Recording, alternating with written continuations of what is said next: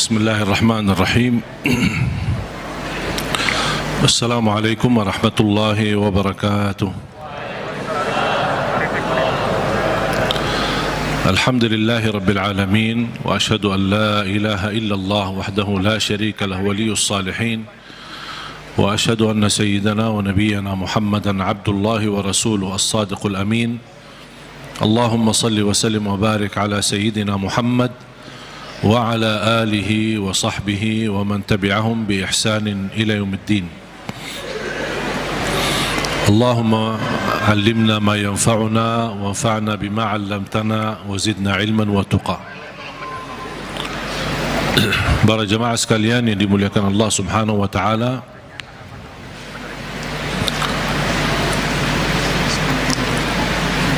begitu luar biasa kemuliaan Al-Quran untuk kita. Kita terpilih menjadi umat Nabi Muhammad sallallahu alaihi wasallam, menjadi ummatul Quran. Quran yang abadi, Quran yang suci, dijamin tidak ada celah di dalamnya, tidak ada kesalahan, tidak ada kebatilan. Bahkan dalam lindungan Allah Subhanahu wa taala, dari bentuk makna, arti, isinya, tulisannya, halam-halamannya, dan semua dilindungi oleh Allah Subhanahu wa taala. Sebagaimana janji Allah, inna nahnu nazzalna dzikra wa inna lahu lahafizun. Kami telah menurunkan Al-Quran dan kamilah yang menjaganya. Termasuk terjaga ahlul Quran. Bukan hanya Al-Quran sendiri yang terjaga, tetapi ahlul Quran pun dijaga oleh Allah Subhanahu wa taala. Bahkan salah satu lindungan Allah Subhanahu wa taala kepada kita melalui Al-Quran, akan dilindungi oleh Allah ahlul Quran dari siksa neraka Jahannam.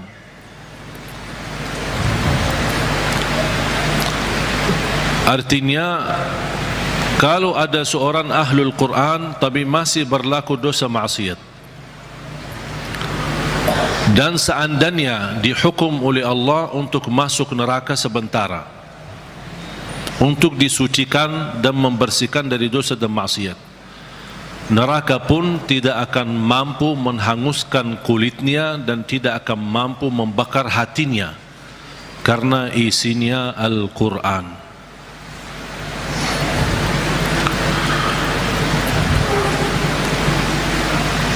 Banyak kelebihan Al-Quran untuk kita.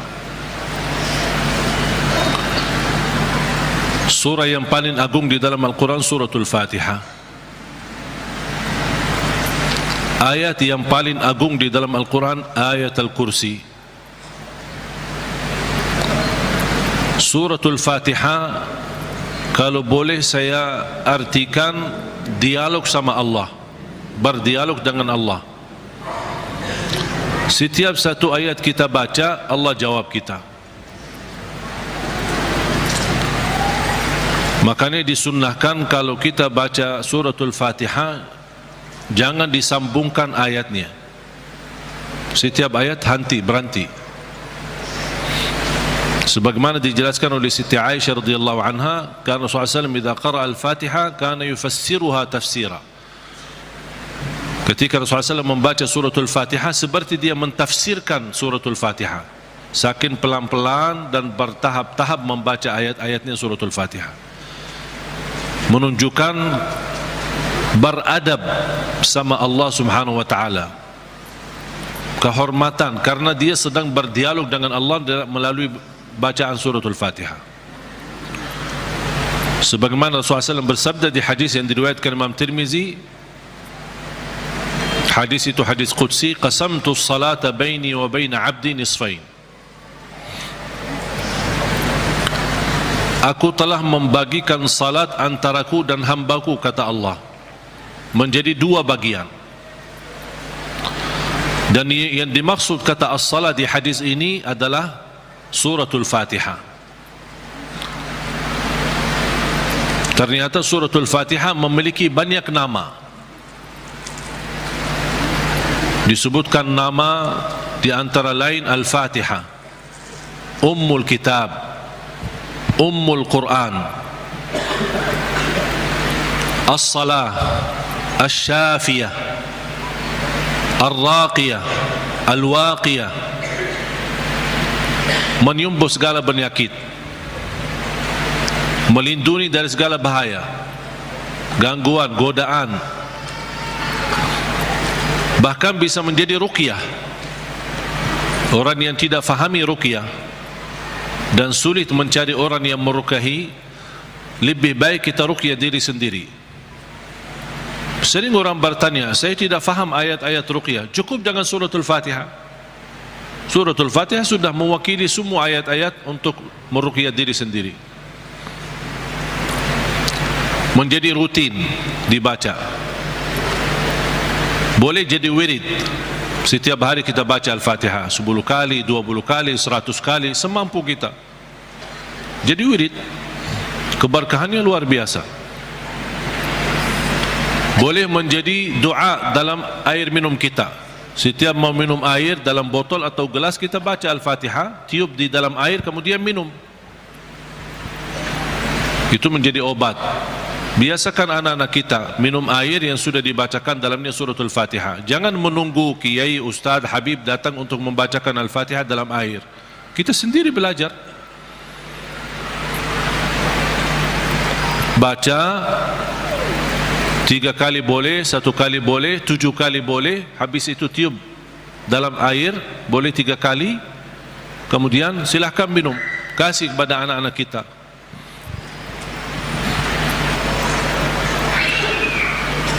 Al-Fatihah sebagai obat menyembuhkan penyakit kita. Ada yang merasa gesak di hati, merasa stres kepalanya, boleh taruh tangan yang kanan di atas kepala dan baca Al-Fatihah. Di atas dada kita baca Al-Fatihah. Itu sungguh subhanallah. Al-Quran sebenarnya seluruh Al-Quran, seluruh isi Al-Quran itu obat. Qul huwa lilladzina amanu hudan wa shifa. Sungguh Al-Quran itu petunjuk dan obat, menyembuhkan penyakit bagi orang-orang yang beriman. Berarti Al-Quran menyembuh penyakit hanya berlaku bagi orang yang beriman. Yang tidak beriman tidak berlaku.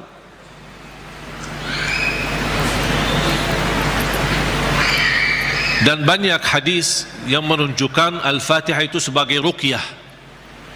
Sebagaimana hadis Abu Musa Al-Asy'ari radhiyallahu an ketika mengobati seorang kepala kampung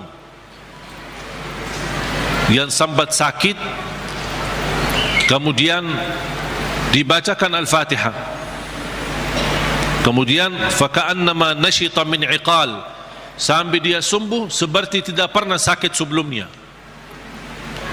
Dan mereka mencerita ketika mereka pulang ke Madinah bertemu Rasulullah SAW, mereka mencerita apa yang terjadi bersama orang kampung.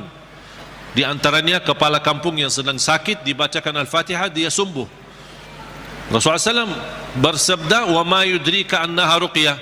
Dari mana wahai Abu Musa kamu tahu itu ruqyah? Itu menunjukkan Rasul setuju dengan perilaku Abu Musa Al-Asy'ari. Kembali kepada hadis yang diriwayatkan Imam Tirmizi, hadis yang qudsi, qasamtu salata baini wa baina abdi nisfain. Aku telah membagikan salat antaraku dan hambaku. Ini Allah yang sedang bicara di hadis qudsi itu. Berarti salah satu nama suratul Fatihah As-Salah namanya. Kenapa dinamakan As-Salah? Karena tidak sah salat kita tanpa suratul Fatihah. Qasamtu salata baini wa baina abdi nisfain. Aku telah membagikan salat itu antaraku dan hambaku 2 bagian. Fa idza qara'a abdi alhamdulillahi rabbil alamin qala Allah hamadani abdi. Ketika hamba berkata alhamdulillahi rabbil alamin qala Allah, Allah jawab. Cuba bayangkan jemaah sekalian, setiap satu ayat dari suratul Fatihah kita baca, Allah jawab kita. Makanya layaknya adab yang sempurna, jangan sambungkan suratul Fatihah. Allah jawab, kita hayati jawaban Allah Subhanahu wa taala. Alhamdulillahi rabbil alamin. Allah menjawab, hambaku telah memujiku. Alhamdulillahi rabbil alamin. Qala Allah hamadani abdi, hambaku telah memujiku. Ar-Rahmanir Rahim. Qala Allah majjadani abdi, hambaku telah mengagungkanku. Malik yaumiddin. Qala Allah athna alayya abdi, hambaku telah memuliakanku. Allah jawab setiap ayat. Iyyaka na'budu wa iyyaka nasta'in. Allah jawab, ini antaraku dan hambaku. Na'budu itu Allah, nasta'in kami memohon pertolongan kepada Allah. Berarti ada dua bagian. Ini antaraku dan hambaku, kata Allah. Ini ada bagian untukku, ada bagian untuk hambaku. Iyyaka na'budu wa iyyaka nasta'in. Dan terpilih kata nasta'in memang sangat pas. Kenapa tidak terpilih iyyaka na'budu wa iyyaka natawakkal? Iyyaka na'budu wa iyyaka nasbir. Iyyaka na'budu wa iyyaka nu'min. Kenapa terpilih kata nasta'in? Karena kita tidak mampu menyempurnakan ibadah sebagai hak Allah tanpa pertolongan dari Allah. Berarti cocok kata nasta'in. Imam Ibnul Qayyim membuat satu buku gara-gara kalimat ini, Iyyaka na'budu wa iyyaka nasta'in. Bukunya 2 jilid, lebih dari 400 halaman, hanya membahas Iyyaka na'budu wa iyyaka nasta'in. Madarijus salikin fi manazili iyyaka na'budu wa iyyaka nasta'in. Sudah ada dalam bahasa Indonesia. Atau silahkan, kalau keberatan membeli bukunya mungkin mahal, bisa anda download di Google, Syekh Google. Buka nama bukunya Madarijus Salikin fi Manazili Iyyaka Na'budu wa Iyyaka Nasta'in. Selain buku ini yang sangat bagus yang dimiliki oleh Imam Ibnul Qayyim, buku yang kedua adalah Zadul Ma'ad. Zadul Ma'ad. Kata guru saya, fantasnya dan layaknya setiap orang Muslim menyimpan buku ini di samping tidurnya, di tempat tidurnya. Sebelum mau tidur, baca walaupun 1 halaman dari buku itu. Kenapa? Karena buku Zadul Ma'ad termasuk buku yang terbagus membahas ibadah-ibadah dan sehari-hari Nabi Muhammad. Dan kita bisa terapkan setiap hari. Ini baca amalannya apa, ini baca amalannya apa. Gimana tidurnya Rasul, gimana ibadahnya Rasul, gimana zikirnya Rasul, gimana makanannya Rasul, gimana perginya dan jalannya Rasul. Itu semua dibahas dalam buku itu, Zadul Ma'ad. Silakan buka di Google juga. Banyak, Syekh Google hebat itu, semua ada. Karya Imam Ibnul Qayyim. Kalau anda bisa beli 2 buku ini atau bisa download di internet, itu sangat bagus. Sudah ada dalam bahasa Indonesia.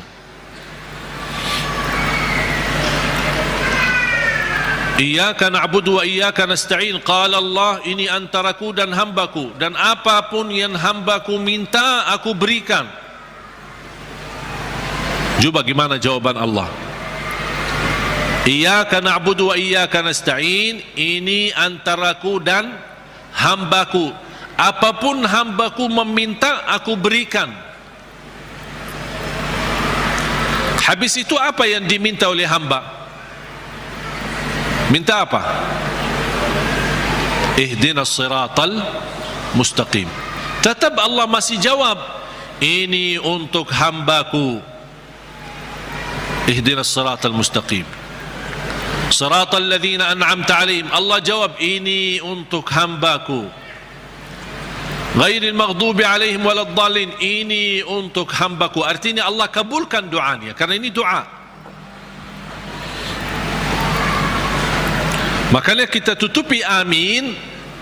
Apa arti amin? Allahumma stajib, ya Allah mohon diterima. Itu makna amin. Mohon ya Allah, terima permohonan kami. Allah menjawab, ini untuk hambaku. Artinya Allah jawab dan kabulkan doa kita. Makanya ketika kita baca Al-Fatihah, kita merasakan berdialog dengan Allah.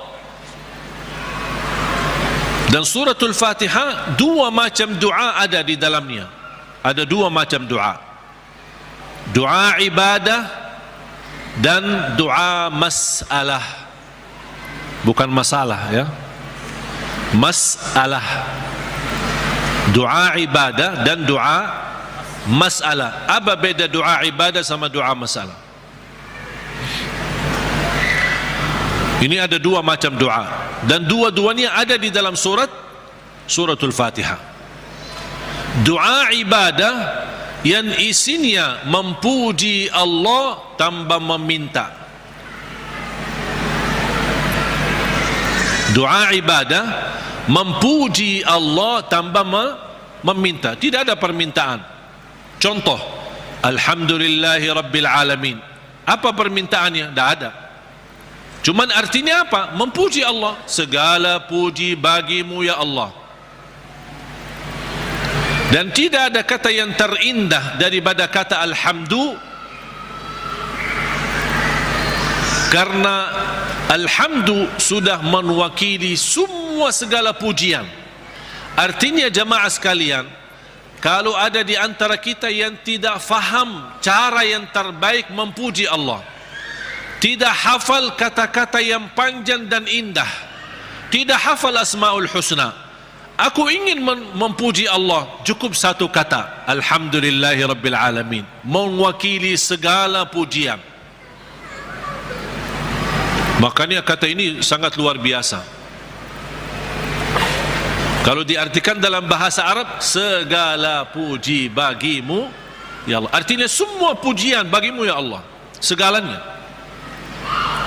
Makanya disebut kata itu doa ibadah, karena isinya memuji Allah tapi tidak meminta, tidak meminta apa-apa. Doa yang kedua, doa masalah, yang isinya memohon sesuatu. Memohon sesuatu. Contoh, ihdinas siratal mustaqim. Itu kan ada permintaan. Makanya disebutkan doa masalah. Layaknya setiap kita berdoa diawali dengan doa ibadah, baru masuk kepada doa masalah. Itu adab, tata cara doa. Jangan langsung mau berdoa, ya Allah ampuni ya Allah. Puji dulu, karena Allah senang mendengar pujian hamba. Allah senang.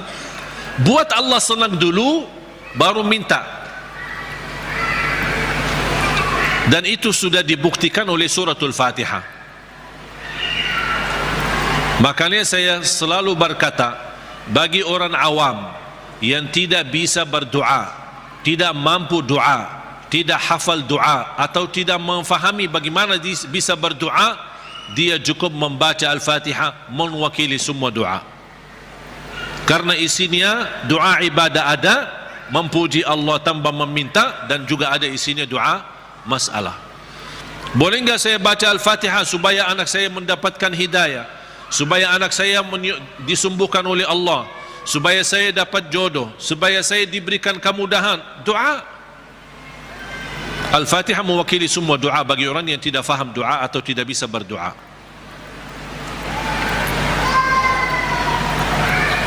Jadi diawali doa kita dengan ibadah atau doa ibadah yang isinya memuji tanpa meminta, baru masuk ke tahap yang kedua, doa masalah, memohon kepada Allah Subhanahu wa taala. Dan juga tolong jemaah sekalian perhatikan, habis dibacakan Al-Fatihah sampai iyyaka na'budu wa iyyaka nasta'in, belum meminta apa-apa. Kita memuji Allah, mengagungkan Allah, memuliakan Allah, kemudian kita mengaku sebagai hamba Allah, dengan kita ikrarkan iyyaka na'budu, itu hakmu ya Allah, dan kami memohon pertolongan. Dan pertama permohonan bertolongan kepada Allah, dan yang terbaik pertolongan yang kita mohonkan kepada Allah adalah minta hidayah kepada jalan yang lurus. Jemaah sekalian, ayat Al-Fatihah disusun itu betul-betul rapi, tidak sembarangan kata-kata yang terpilih, termasuk meminta hidayah. Kalau kita dapat hidayah, segala urusan kita beres. Karena kata ihdinas siratal mustaqim bukan berarti kita memohon hidayah kepada jalan yang lurus dalam hal agama. Itu tidak, bukan hanya itu saja. Tapi ihdinas siratal mustaqim dalam mengurusi rumah tangga, ihdinas siratal mustaqim dalam mendidik anak, ihdinas siratal mustaqim dalam mencari nafkah dan rezeki, ihdinas siratal mustaqim dalam kehidupan kami sehari-hari, ihdinas siratal mustaqim dalam beribadah, ihdinas siratal mustaqim dalam ikhlas, ihdinas siratal mustaqim dalam sabar, ihdinas siratal mustaqim dalam syukur. Semua hal-hal yang kita butuhkan, dunia maupun akhirat, ibadah maupun tidak ibadah, beramal apapun, kita memohon petunjuk hidayah kepada jalan yang lurus. Artinya kita memohon melalui ayat ini, kita berharap segala aktivitas kita bisa mendapatkan yang terbaik di jalan Allah. Ihdinas siratal mustaqim, berilah Allah petunjuk kepada jalan yang lurus, yang terbaik. Yang terbaik ikhlas, yang terbaik rumah tangga, yang terbaik mendidik anak, yang terbaik dalam menjaga diri, yang terbaik melindungi diri, yang terbaik mencari nafkah dan rezeki, yang terbaik mencari kerjaan yang baik, yang terbaik dalam beribadah, yang terbaik dalam tahajud, yang terbaik dalam majlis ilmu, yang terbaik dalam menghafal Al-Quran. Semua kita berharap melalui ihdinas siratal mustaqim sudah termasuk segala yang kita inginkan, dan kita hanya meminta bukan sesuatu yang baik, tapi yang terbaik. Ihdinas siratal mustaqim. Contohnya seperti apa? Siratal ladzina an'amta alaihim. Ya Allah, kami memohon petunjuk kepada jalan yang lurus sebagaimana ada hamba-hambamu yang telah mendapatkan karunia nikmat-nikmatmu. Siratal ladzina an'amta alaihim. Ya Allah, kami ingin dapat seperti mereka. Seperti Sayyidina Abu Bakar, seperti Sayyidina Umar, seperti Sayyidina Utsman, seperti Sayyidina Ali, seperti Siti Khadijah, seperti Siti Aisyah. Kita ingin seperti mereka, siratal ladzina an'amta alaihim.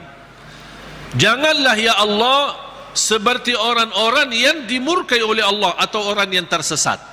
Ghairil maghdubi alaihim waladdallin. Ya Allah, jauhkan, lindungilah kami dari situ, dari hal-hal yang mendapatkan kemurkaan-Mu. Kami tidak mau.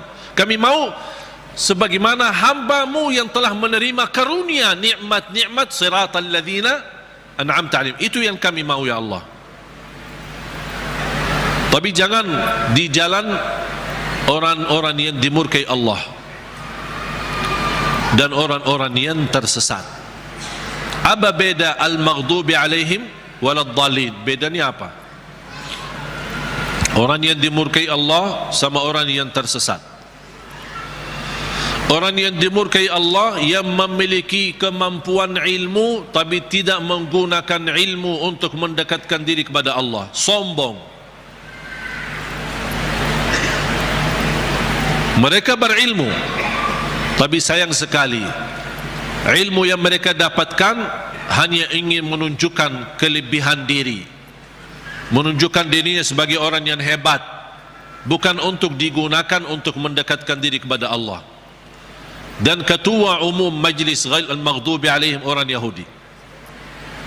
Ketua umum majlisnya orang Yahudi. Yahudi adalah kelompok atau golongan yang berilmu, tapi mereka mendapatkan kemurkaan Allah karena mereka tidak pernah menggunakan ilmu tersebut.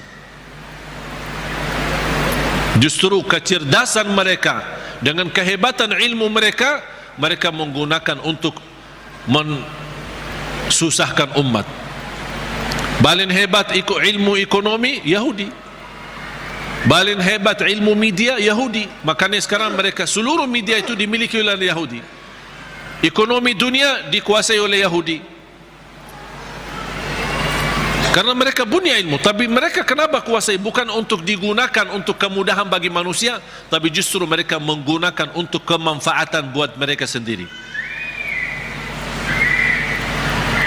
Makanya Allah murka terhadap mereka. Waladhdallin, orang-orang yang tersesat, yang suka mengamalkan amalan-amalan tapi tidak ada ilmunya. Kenapa kamu lakukan? Tidak tahu. Saya cuma suka itu, tapi tidak ada ilmunya. Contohnya, ketua umum majlis Waladhdallin adalah Nasrani. Nasrani ahli ibadah, beda sama orang Yahudi. Kalau Yahudi ahli ilmu, kalau Nasrani ahli ibadah.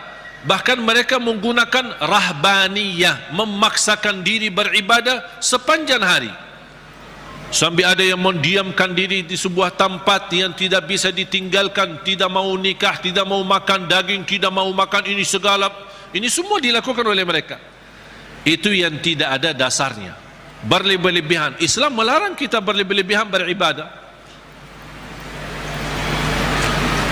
Sebagaimana ada 3 orang ketika datang ke Madinah mendengar betapa ibadah Rasulullah SAW, sambil salat tahajud, sambil bangka kakinya. Kita pernah enggak bangka kaki kita? Pernah, ketika begal, capek urus dunia, bukan karena tahajud. Bagaimana SAW puasanya, gimana SAW tahajudnya, gimana SAW ibadahnya. Ada 3 orang mendengar berita-berita, sambil mereka merasa, aduh, kalau Nabi Muhammad begitu luar biasa ibadah ini, gimana kita? Sambil ada di antara mereka yang berkata, kalau memang begitu ibadah Rasulullah SAW, saya akan berpuasa, tidak akan buka. Artinya mau berpuasa setiap hari, sepanjang hayatnya, sepanjang hidupnya. Bukan tidak makan sama sekali, tetap makan, tapi maksudnya setiap hari mau puasa sampai mati. Yang satu lagi kata orang, saya akan tahajud, tidak akan tidur. Yang ketiga berkata, saya tidak akan nikah. Karena dia merasa terhina, atau merasa dirinya rendah, atau merasa dirinya tidak ada artinya dibanding ibadah Rasulullah SAW. Kalau Rasul saja yang diampuni Allah begitu luar biasa hebat ibadahnya, aku merasa malu, ya udah saya tidak mau nikah. Mengapa? Agar saya kosongkan waktu saya untuk beribadah, mendekatkan diri kepada Allah. Ada di antara mereka yang di riwayat lain disebutkan, saya tidak mau makan daging. Berita ini, bercakapan mereka ini, berbicaraan mereka ini sampai ke telinga Rasul. Rasul naik mimbar. Ma balu aqwamin, menapa ada kaum atau berkataan seperti ini? Inni la atqakum lillah wa akhsyakum lah. Aku yang paling takwa kepada Allah dan paling takut kepada Allah. Aku tahajud dan tidur, aku puasa dan buka puasa, aku makan daging atau juga nikah. Rasul menceritakan ini semua tidak akan menghalangi kita kalau kita mau bersungguh-sungguh beribadah. Itu yang disebutkan kata rahbaniyah yang sering dilakukan oleh Nasrani. Makanya kita memohon petunjuk pada jalan yang lurus, tapi jangan sampai kepada jalan yang dimurkai Allah atau jalan yang tersesat. Kami tidak mau punya ilmu tapi tidak pernah gunakan ilmu untuk mendekatkan diri kepada Allah. Saya tidak mau juga beramal tanpa ilmu, karena saya khawatir nanti jadi orang yang tersesat. Amin. Allahumma terima. Ya Allah, mohon diterima.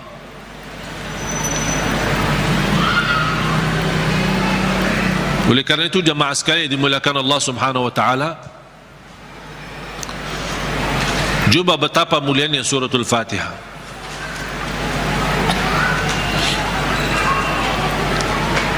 Saya hanya menyampaikan sejarah singkat. Saya belum membahas sejarah detail. Mulai dari Bismillahirrahmanirrahim, mulai dari Alhamdu, bagaimana, kenapa ada al dan apa arti daripada al, kenapa terpilih Alhamdulillahirrabbilalamin menjadi ayat yang pertama. Ada juga berbeda pendapat Bismillahirrahmanirrahim adalah ayat yang pertama. Makanya kalau sebagian ulama menganggap Bismillahirrahmanirrahim ayat yang pertama, makanya dijahar dalam salatnya. Makanya kita perhatikan rata-rata Al-Quran itu selalu Bismillahirrahmanirrahim. Al-Fatihah ada ayat nomor 1. Dibandingkan Bismillah di surah yang lain tidak ada angka. Betul? Karena itu berbeda pendapat antara ulama. Apakah Bismillah itu salah satu ayat dari suratul Fatihah atau tidak? Walaupun sebagian besar memilih Bismillah salah satu dari surat Al-Fatihah, sebagian besar. Sebab ayat suratul Fatihah ini Bismillah, apakah ayat pertama atau tidak, muncullah persoalan yang kedua, apakah boleh jahar atau tidak. Kalau tidak dijahar, tetap boleh atau tetap mewajibkan atau membaca Bismillah. Bagi orang yang suka baca sir, tetap baca Bismillah, karena dia sebagian dari surat. Jangan Allahu Akbar baca doa iftitah langsung Alhamdulillahi Rabbil Alamin. Mana Bismillahnya? Tetap dibacakan walaupun sir, tidak dijahar. Menurut saya bagi soal jahar atau sir tidak masalah. Keras suara atau tidak keras suara tidak masalah. Bagi saya tidak masalah. Dan saya selalu sesuaikan. Masjid yang suka keraskan suara dengan Bismillah, saya suka tanya kalau diminta jadi imam. Kalau jahar Bismillah, saya jahar. Kalau disirkan, tidak dikeraskan, saya tidak keraskan. Kunut subuh, kalau dia masih baki kunut subuh dan saya diminta jadi imam, saya baki kunut subuh. Kalau masih tidak baki kunut subuh, saya tidak baki kunut subuh. Saya tidak suka maksa. Tak, saya tidak mau kunut subuh. Kalau saya jadi imam, saya tidak mau kunut subuh. Kenapa? Bid'ah, itu sesat semua. Gampang, alhamdulillah, hal berbeda tidak masalah. Yang saya paling suka masjid netral. Ketika saya masuk masjid, saya suka tanya ketika diminta jadi imam, karena mereka berharap mudah-mudahan ini. Padahal saya suka mundur, saya tidak mau jadi imam karena pensiun jadi imam. Tapi kadang-kadang jamaah mengharapkan, barangkali niatnya mengharap berkahnya, mengharap apalah gitu. Akhirnya saya harus turuti permintaan mereka. Tapi saya suka tanya, jahar Bismillah atau tidak, qunut subuh atau tidak, habis salat zikir atau tidak, doa atau tidak, bisa disesuaikan. Karena ini semua hal berbeda pendapat. Saya suka masjid netral. Ketika saya tanya, bebas. Mau jahar boleh, tidak jahar boleh, qunut boleh, tidak qunut boleh, bebas kami, tidak masalah. Kita ikuti imam, yang penting kita salat. Dan itu yang kita perlukan, masjid yang netral, tidak fanatik, supaya kita bisa bersama-sama.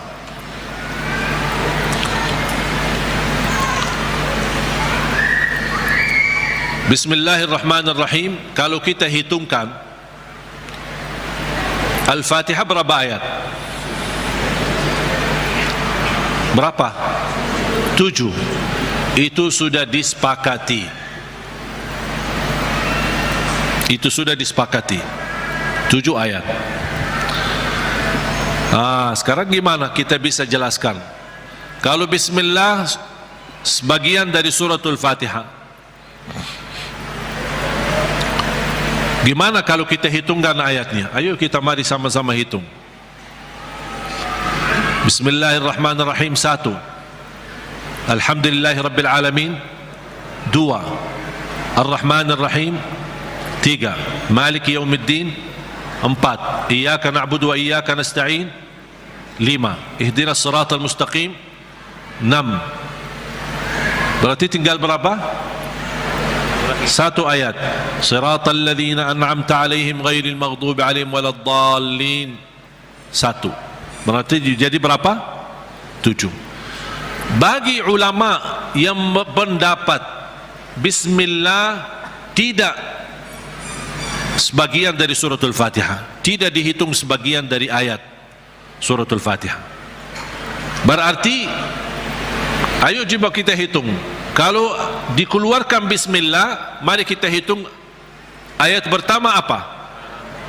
Alhamdulillahi Rabbil Alamin 1, terus Ar-Rahmanir-Rahim 2, terus 3, 4, 5.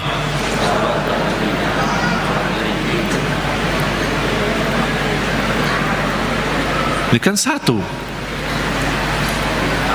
Siratal ladzina an'amta 'alaihim ghairil maghdubi 'alaihim waladdallin, 1. Berarti berapa? 6. Terus 7-nya mana?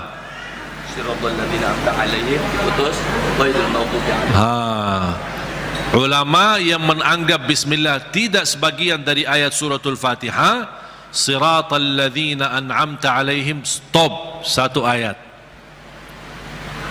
Itu yang menjadi yang ke-6. Ghairil maghdubi 'alaihim waladdallin yang ke-7.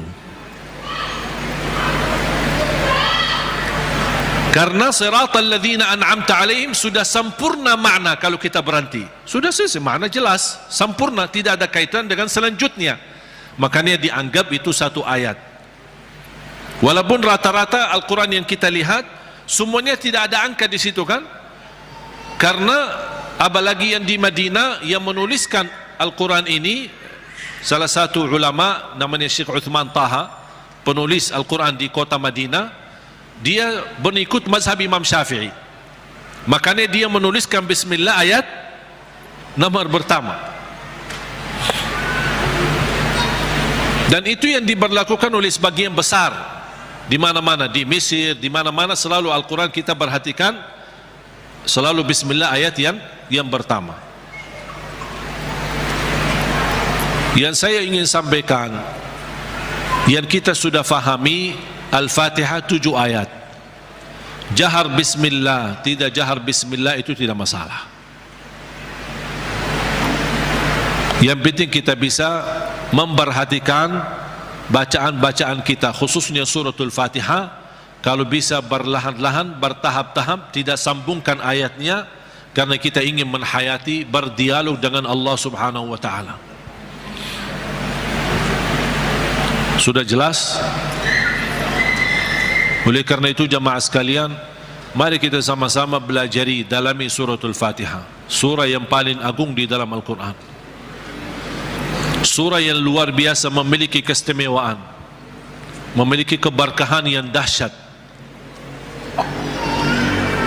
Jangan kita hanya membaca sampai 17 kali di dalam salat fardu tapi tidak merasakan sedikit apapun dalam hati kita.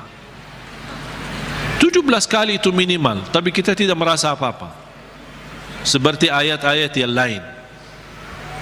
Padahal suratul Fatihah ini kalau betul-betul kita bisa fahami dan belajari dan mendalaminya, wallahi bakal nangis saking agungnya dan indahnya suratul Fatihah. Cukup keindahan di dalamnya kita berdialog dengan Allah. Kita hamba yang masih banyak dosa, yang masih kotor, yang tidak banyak kekurangan, yang tidak banyak sempurna, banyak kekurangan ikhlas kita dan banyak kekurangan khusyuk kita. Tapi ketika kita baca Al-Fatihah, Allah masih berkenan menjawab kita di setiap ayat yang kita baca. Oleh karena itu hayati Bismillahirrahmanirrahim dengan artinya dan maknanya yang segitu dalam. Alhamdulillahi Rabbil Alamin, segala puji bagimu ya Allah. Dan Allah menjawab kita, hambaku telah mempujiku. Makanya saya senang ketika baca Al-Fatihah, apalagi kalau lagi sendirian, lebih menikmati. Ketika jadi imam memang terbatasi. Kalau kita ingin berlama-lama baca Al-Fatihah ketika jadi imam, orang takut nanti di belakang fikir kita lupa ayatnya. Alhamdulillahi Rabbil Alamin, Ar-Rahmanir Rahim. Kita kan lagi hayati, jadi bingung kan. Diam sebentar aja langsung dijawab. Saya ingin menhayati, memberi kesempatan Allah menjawab saya agar saya bisa merasakan jawaban Allah. Ar-Rahmanir Rahim, Maliki Yawmiddin, Iyyaka na'budu wa iyyaka nasta'in, Ihdinas siratal mustaqim, Siratal ladzina an'amta 'alaihim ghairil maghdubi 'alaihim waladdallin.